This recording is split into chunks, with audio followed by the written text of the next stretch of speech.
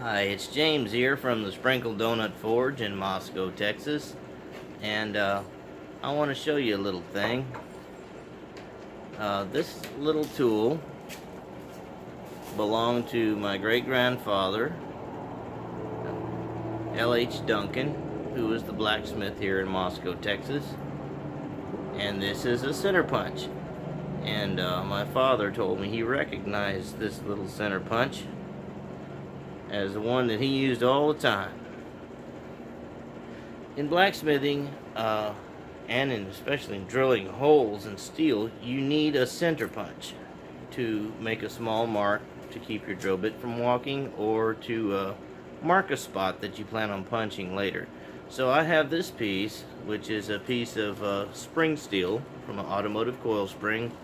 It's not unlike the same diameter, and it's a touch longer, but I'm going to show you how to take a piece of spring steel and make yourself a center punch. It'll be a tool you'll use all the time in the shop, and it's very, very important to have one. So I'm going to get this in the fire, and we'll see you in a minute. Alright, first thing you want to do is make sure your little piece is straight.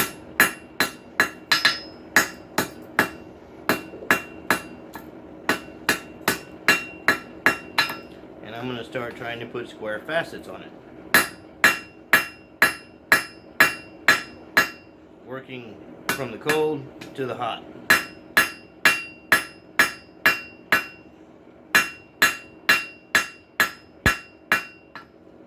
Flip it over.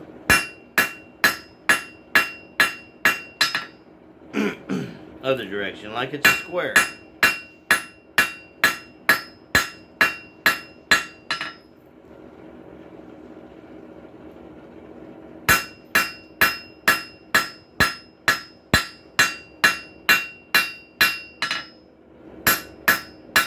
I got a little heat left.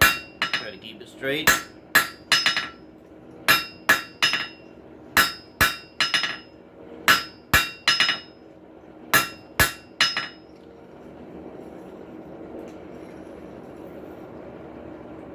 Now I'm going to put the other end in and try to continue that on along.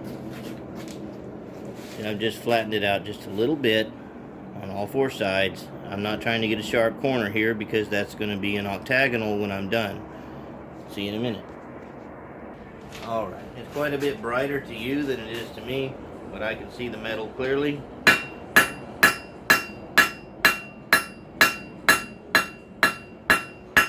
going to still create that little facet on all four sides.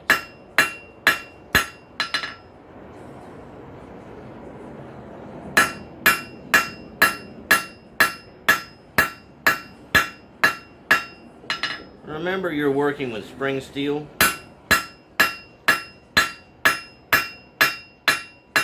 It does not like to be hammered cold. It has a tendency to crack.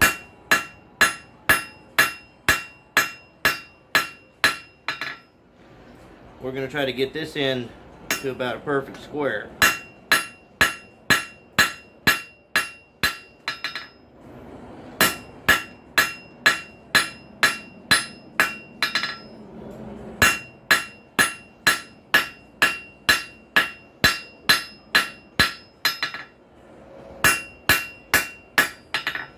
Don't work it too cold, and I'll show you what's beginning to happen.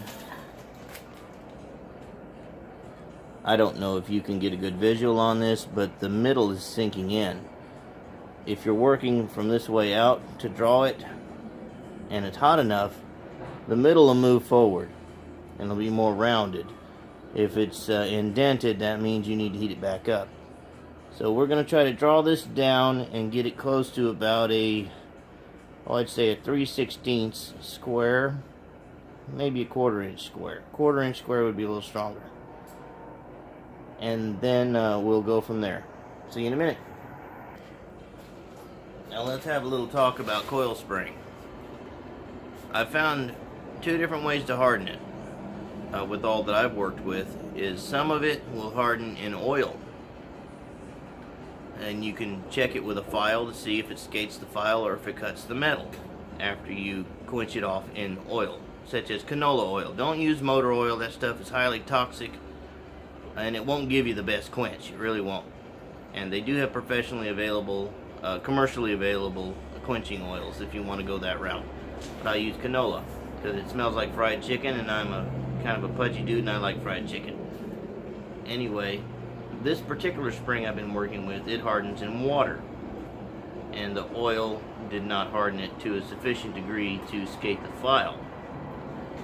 So we're going to finish our forging on this, and we're going to harden it, and then we're going to grind it into shape, and then I'll show you how to get your temper right. Alright, here it comes. Now we're going to do a 90-degree turn back and forth. It's like you're making a nail. And we're going to start probably about 3.5 inches up here. Got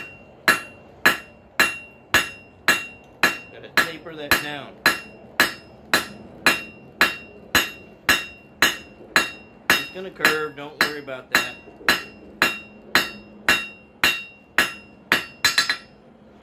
Straighten that out.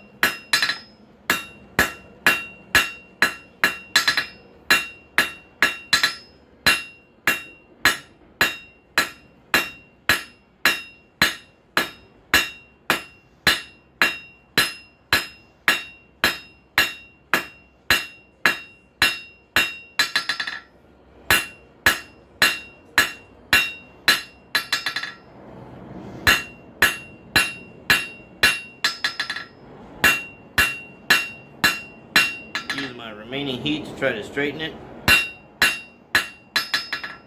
but don't push it.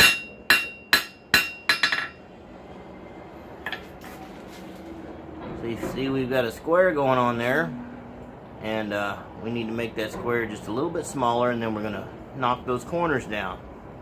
See you in a minute. Alright, here we go.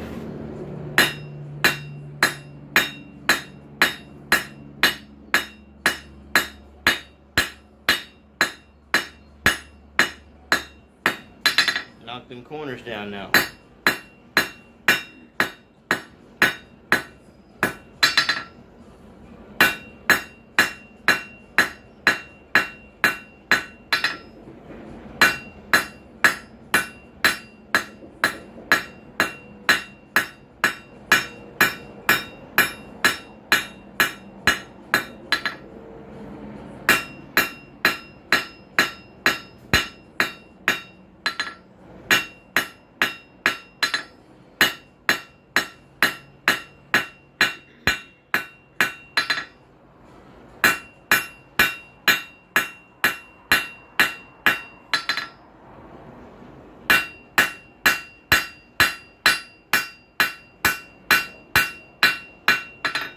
Okay, I'm out of heat, but you can see that we've got a nice octagonal going on here, and I'm going to go ahead and grab it from this end with tongs, not my hand. I've got some tongs that I fashioned for holding 1/4-inch rod from both directions, so I'm going to use them to grasp a hold of it, and we're going to go ahead and finish out the other side, getting our facets nice, because an octagonal round is a lot harder to bend or distort than just a round bar. So this is adding strength. See you in a minute. Alright, those out of the way, square it up.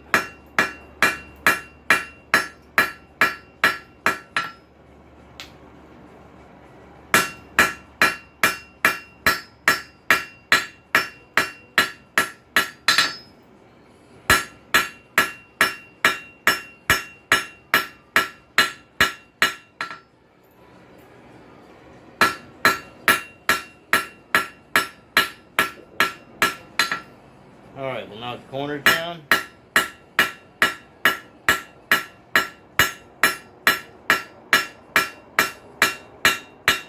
Try to do it smoothly to give yourself the best octagonal possible. And keep it straight.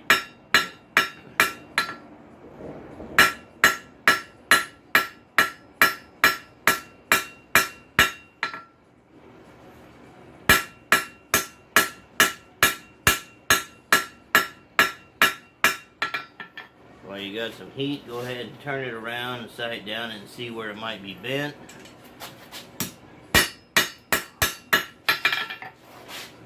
Touch it up.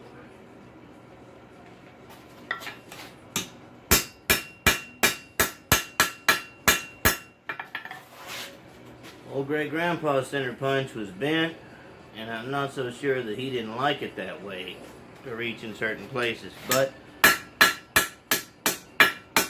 you get more impact out of a straight tool. Alright, that's what we have. The forging on this is done. So we're going to move over to the grinder. We're going to flatten both ends, and I'll show you how to get the shape. First thing, we're going to bring it up to non-magnetic and quench it. And I'll show you how to check that. So the most important part is to get the steel as hard as it can be, which you have to bring it to critical temperature. Critical temperature is when a magnet will not attract to it. It doesn't mean that it's glowing a certain brightness. It helps to have a magnet handy to check your steel, because some steels are just out of black heat, just barely glowing, and they're non-magnetic. You don't want to heat your steel any more than you have to get it to that point, to critical temperature. And that's when you quench it in the proper medium. Now, to understand the steel you're working with, always test quench a piece. And first try an oil. And not too cold, just too cold to give it too hard of a quench.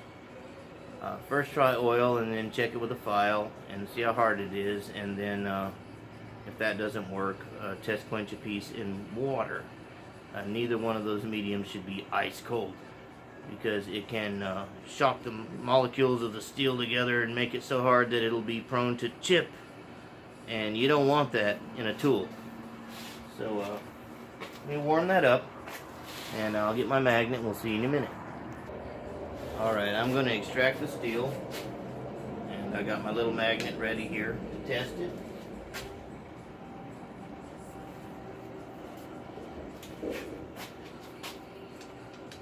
The magnet has no attraction. Quench it. Dart it in and out.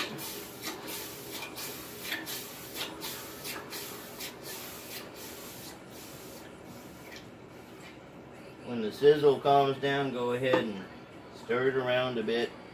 You don't want to dip it halfway in and then flip it over and do the other half, because you'll create what we call a quench line, which will be an area that will be a fault that it can break.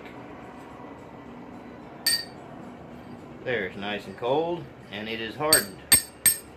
You could literally break this with a hammer if you hit it. It's so hard. So that's not what you want, because you're going to be hitting it with a hammer. That can be an issue for you.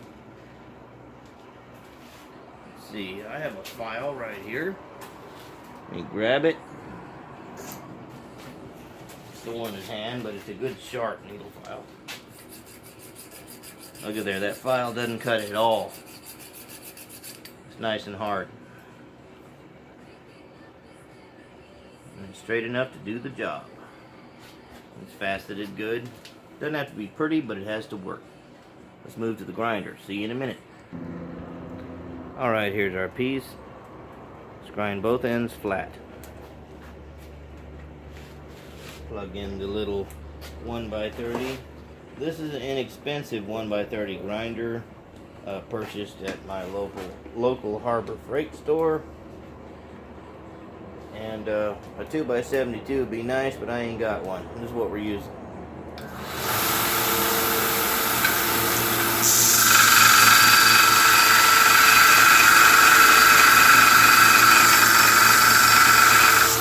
Be sure to rotate the piece.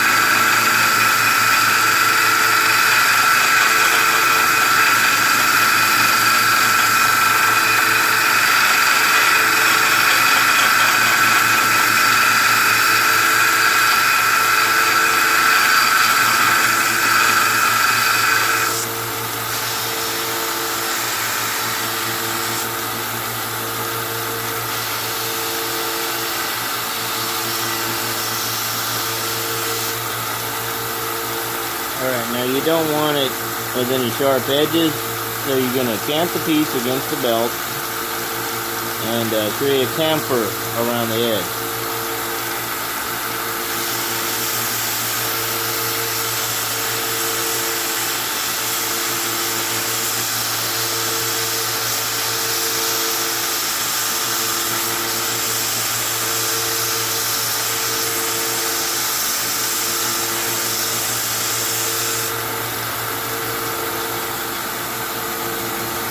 Like this. I'm going to cool that end off and do the other end.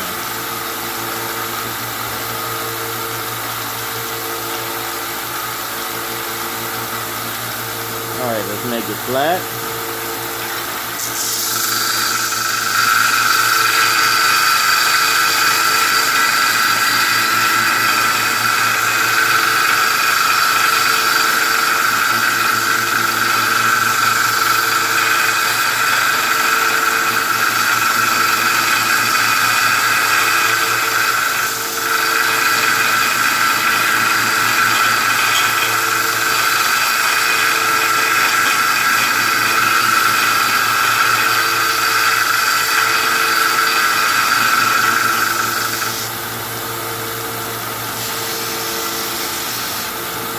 And we want to clean this up a couple inches back so we can see the shiny metal.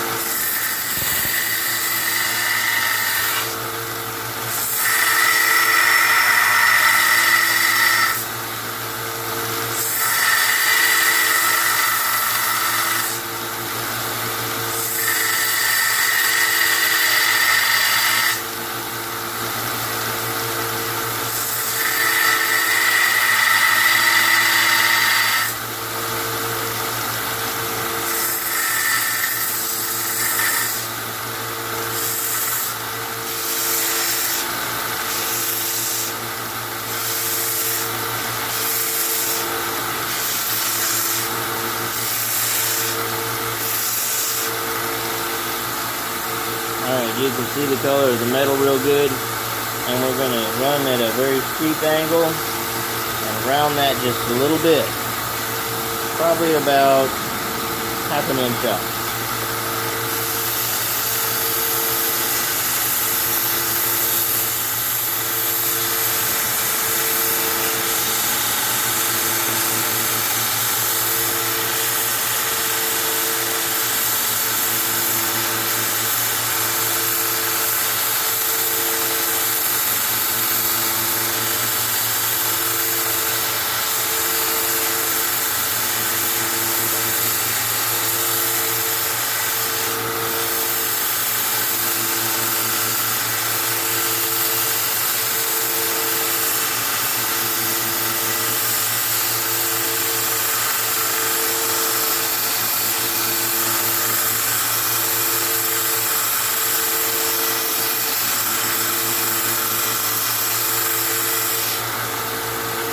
Alright, you see I've got that cone shape going on? Now we're going to go real steep and make a point.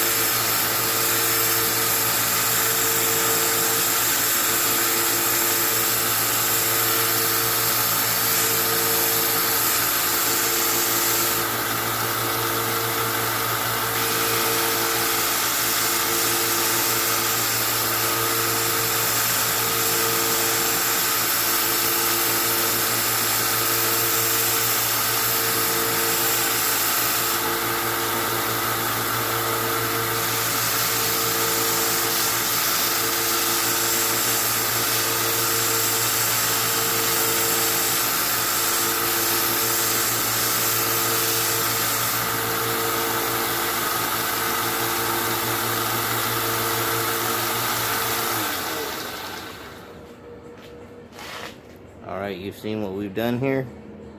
We want a very steep point, not long and sharp like an ice pick. So now what we're going to do is we're going to place the struck end, which is too hard to hit with a hammer, into the low fire, and watch the colors run up the metal we've cleaned, and watch the purples and blues run up until we get like a light straw to a light bronze color at the tip. See you in a minute. Let's do the heat treat. Alright, see here, we put the struck end not down at a steep angle into the fire, into the neutral area, kind of in the middle of the pine cone of fire, and we've got the air set very, very low. So what we're going to do is heat that end until we watch our colors run up here on the portion we've cleaned until we get the desired color at the tip. Right now that tip's so hard it would break. So you want to keep most of your hardness here at the tip while you're reducing it at the other end by annealing it in the flame like we're doing now. So we're going to wait, and I'll get back with you when the colors start to come up the metal I can see. See you in a minute. As you heat, you will observe the blues and purples coming out of here, the violets, and ahead of it is running a bronze, and just ahead of that is a light straw color. You want that straw color to get down here to the tip. So we're just waiting on that. It'll be a few more minutes, so I'll pause this and we'll get to it. See you in a minute. Alright, it's almost at the tip. So what you've got to do now is make sure that the other end is magnetic again before you quench this. You got to pull that out of there. The colors will continue to run.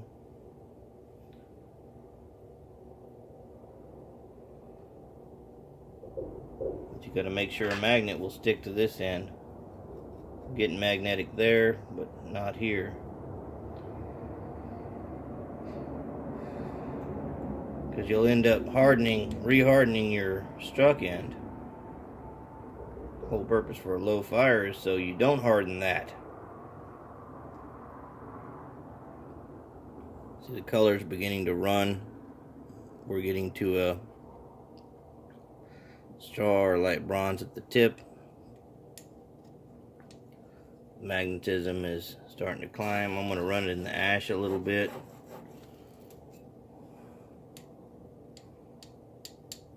You want a magnet to stick to this end. So you want to pull it out just before you reach where you want to be. Okay, we've got magnetism, so we're no longer at critical temperature. You can go ahead and quick dip the tool. Whole tool.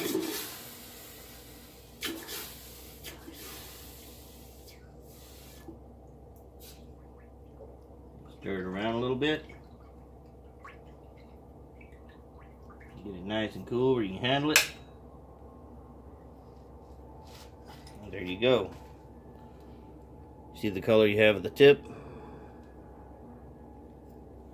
See where the colors ran from? I'm going to clean this up and we're going to center punch a mark with it. See you in a minute. Alright, here's our finished center punch, and the file skates nicely on the hardened end. The file will cut slightly because it's spring steel. The file will cut slightly on the struck end. So I got a rail spike here. They're at the most like 0.3 carbon. So let's select this an area and make a mark in it.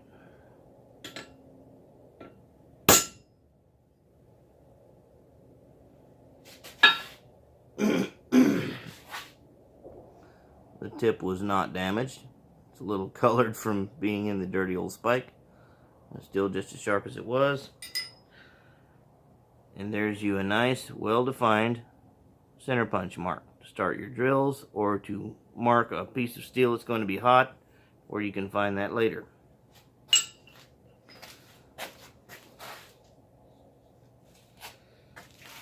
So that's how to make a tool you're going to need. A center punch.